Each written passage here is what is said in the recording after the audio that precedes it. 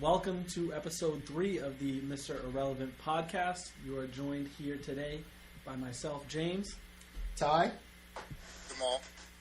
So today we have a bunch of topics to get into with you guys. We've had quite the start. It's been a long time coming, this episode. We spent about an hour just trying to figure out how we're going to work this in. The conclusion we came down to was that Jamal probably is going to have to uproot his life and move here for our podcast that is now on episode 3 with no sponsors. That's right. Sponsors, you got to pay to get Jamal here. I think that's the only way we can do this. 5 cents a day, we can sponsor poor Jamal to make the move. Okay, so for today, basically we're going to be breaking down the good old NCAA. And as I have been campaigning probably for like 12 episodes now, that I think that we should be paying these players. And with the good old FBI being pretty bored and needing something to do, they decided to go after good old corrupt NCAA. And so we're going to get into the scandal that just broke this week. I'm very glad that the sports world is deciding to give us content. Thank you very much. But we'll get into that. So, mind you, the FBI has time to figure that out and then also find Tom Brady's jersey, but kind of struggled to stop a school shooting that they had a bunch of tips towards. Hey. So a couple holes here and there. Don't want to get too political here, but that's not a good look. Priorities.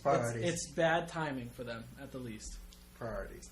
Okay, so if you are unaware, there was an FBI investigation into college basketball. There had been a lot of receipts that had been gathered linking different programs to athletes and recruits, and basically the payola was pretty strong for a lot of big time programs like Duke, Michigan State, USC, even Alabama and Seton Hall wound up being in there, which is pretty funny. So if your favorite college basketball program isn't paying these players, I think you need to write a letter to your chancellor or to your head coach being like, hey, where's the funds at for this guy? So again, really big time programs, Kentucky, Duke, the people that you expect. If you see a top recruit going somewhere, basically you should connect the dots that payola was involved. So of the schools and some of the high-profile players and coaches, you had Dennis Smith of the Mavericks, who went to North Carolina State, Isaiah Whitehead, SHU Pirate, Diamond Stone from Maryland, Markelle Fultz and his broken shot, which I don't know if Washington knew this at the time when they were setting up that direct deposit. Fred VanVleet, Kyle Kuzma, Josh Jackson, Miles Bridges, who is at Michigan right now. Michigan State, sorry. So big time tunnel here of money. Lots of direct deposit, Bank of America being set up there. Voided checks having to be delivered. But so just what do you guys think about that? Also, I know at the time Sean Miller had said that he wasn't going to coach Arizona's next game. I don't know if that's a short-term thing or if that's a long-term thing. I know that Shaq's son also decommitted from Arizona, thank God, as a UCLA Bruin fan. Get them up out of here.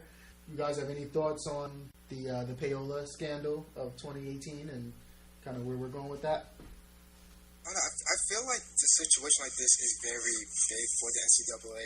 I know with the Sean Miller situation, I think it's going to be a long-term thing because of the fact that, you have his situation right there, and then you have the dude, Shaq's son, who had decommitted from the University of Arizona. But, yeah, like I said, I think it is actually a big deal for the NCAA. I feel that this is something where, it's happened pretty frequently, and I feel this is a situation that have to be addressed all across the board where, these players are receiving money from wherever the situation is, and, you can't have these players be receiving money. Even though I'm for the players getting paid, for what the case may be, I know that one dude, he did receive a loan, which that's a different topic for later on. But, I think that this is something that is definitely going to have to be stepped down heavy from the FBI going forward. So I agree with both of your takes. I think the interesting thing to me is that Sean Miller, it seems like they've caught him red-handed. I think that he's pretty much screwed. He's probably coached his last game or maybe his last season in the NCAA for a little while. We're going to see him in like the NAIA or some other lower tier division. He'll be coaching the Rams soon enough. The fans at Oregon, I think it was Oregon, were actually chanting 100,000 to DeAndre Ayton as he was at the free throw line, and he made every free throw when they were chanting that, so there might be a little something to that. I think that there's a couple different ways we could avoid all this. Why isn't there like a salary cap?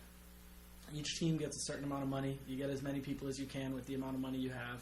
I think that could be something, you know, that's what they do in the NBA anyways. That's what they do in all the professional leagues. Every school's allotted $100,000. You want to throw $50,000 at the number one recruit in the country, but then, you know, Kentucky's going to throw him $100,000. Well, then Kentucky's going to have the number one recruit in the country and a bunch of walk-ons. I think that could be, you know, a possible solution to it. But with boosters, with independent funders, with agents, with everybody that's looking to make money off these athletes without the athletes making any money, there's always going to be these kind of schemes going on. Families are always going to get paid. Everybody's uncle that they hadn't seen in years is now going to start coming around always wearing Adidas, bringing Adidas sneakers. You're going to wonder why you haven't seen your Uncle Fred in like 10 years. And now, you know, you're a couple of weeks away from signing your national letter of intent, and Uncle Fred's coming with all Adidas brand stuff, and you end up going to an Adidas school. So Uncle Fred in the mean tracksuit. With the tracksuit, rolling up in like the Escalade, all blacked out. And you're like, what happened to Uncle Fred? I thought Uncle Fred was just, you know, I thought he was lifting pallets at Home Depot overnight. But, you know, he's got his job, and these schools will infiltrate the kid's life in any way they can. You know, we were talking about it a couple of weeks ago, and it's not only the schools, anyone will. We had LeVar Ball shouting kids out on like Snapchat, sliding in like Snapchat DMs. So the wolves are out there, the wolves are hungry, and they're going to try to eat. Yeah, and you bring up a really good thing, too, in mentioning the shoe apparel companies who are also involved. This isn't just about the schools. It's about Adidas, Nike. These people are getting in early, too. And a big part of that is also AAU, where they're looking to get in early. I mean, these AAU programs are sponsored by Adidas, sponsored by Nike, and they're basically fishing for that next DeAndre, that next Miles Bridges, that next Dennis Smith, and they're trying to get you early so that you're on this AAU team. They're sponsored by Nike. If you happen to make it big and you go to the University of Texas or something like that I don't know if they're Nike school, but you're going to already be within their system. So then you make it to the league, bam, you're already there. They don't have to, you know, sign you to a new deal. They already kind of got you under control, and that again makes it even more of a thing where you can appreciate what LeVar Ball is doing. While you may not like his antics, that he's always kept his kids away from, you know, those shoe companies, and he's saying, hey, I want to do this myself, and I want to build a brand where I can be at the same table as you. Now, his DMs aren't working nearly as effectively as, you know, Nike or Adidas will, or Under Armour for that matter, but I think it only takes kind of one to really be there for him and to want to sign on, and, you know, he'll be kind of right there with them. But this is a really big blow for the people who think that the NCAA is just roses, that there's not this kind of payola system going on, because it seems like everybody else is aware of it and plays the game, except for the FBI and whoever else kind of didn't know that this was going on. So I have a few points that I want to get to. First off, I want to kind of go off the rails real quick. I'd like to shout out our producer. He put us in chairs that don't spin this week, so I am not spinning back and forth like a child. And I've noticed, and I really do appreciate that for my personal image. Second off, I think that it doesn't really matter what the shoe company is, because you have like Klay Thompson wearing some generic ass shoe brand from China. All the they just threw him the right now. amount of money to represent that.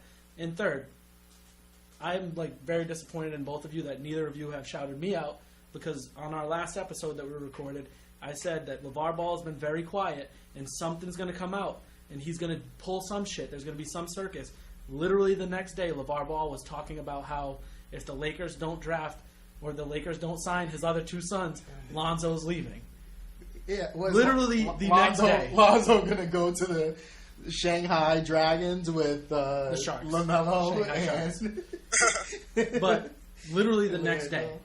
So, getting more into the LeVar Ball side of things, though, I think that, like I said before, I think it just takes one domino to fall to make the rest of the things happen.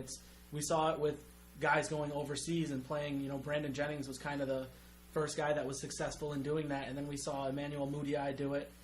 And there's a couple other guys now overseas trying that same move. It didn't really work out so well for Jeremy Tyler, but he left his junior year of high school, so it's a little different for him. But when you see these guys go overseas, they don't have a lot of success. The teams don't really give them a lot of minutes because the pro game overseas is a lot different than it is back in the United States. And I think if LeVar is able to keep the talent in the United States and have his league, I think it has a chance to be very successful. Now, there's a couple parts of his league I think are stupid. He wants to have the teams representing different cities. Why don't you just make it an LA league? Where all the teams are in LA League or something like that. It doesn't need to be this. Why do you need to have like one team in Atlanta? You can save so much money in travel and just add that to the money that you're going to pay these athletes, rather than like, all right, we're representing Atlanta. No one from Atlanta is going to rep the fucking LeVar Ball League team. There's no one going to be wearing those hats. Maybe his little groupies. Yeah, but there's no one that's just going to be walking around with like the apparel. I mean, don't get me wrong. It'll happen, kids and stuff, but like, if they have a team in Providence, Rhode Island, I am not going to give a single fuck about like LeVar Ball bringing like the River Monsters to Providence, Rhode Island. I want nothing to do with it. Keep your league in LA. Keep your league in New York. Keep it in a big market. Have all the teams there. That way, there's a central training center where the people can all the players can work on their game. You hire the best of the best that aren't already in the NBA, and you get these guys pretty much involved in the combine system. But if it does expand, though, like if it does become a success, let's just say he did keep it in LA and New York and any other big market, it is a good chance that he could just expand it across the country. Oh, absolutely. I think that, he needs to play it slow. I don't think he should roll out his big idea right away, because then if it fails, there's a lot of things that, I'm not even a business guy, and I thought about it for 2 seconds and was like, why doesn't he just test his league out first in the LA market and see if it's going to work there, rather than let's bring it to Atlanta, let's bring it to New York, let's bring it to Chicago, let's bring it to LA. Bring it one place, see if it works, and then slowly expand it. You can save a lot of money in certain things by doing that. A lot of unnecessary hotel stuff, a lot of unnecessary travel things. You figure if he keeps it in LA, he could have a deal where all the kids are being lodged at one place. Do you see the fucking mansion he has? Yeah. He could put a guest house with like all dorm rooms. The kids are living in dorm rooms in college anyways, so guest house with dorm rooms, and the kids can all stay there. That's how it is for the NFL. The rookies get paired up with one another, and they have a housing system already in place for training camp and before you're able to settle down and find where you eventually want to stay.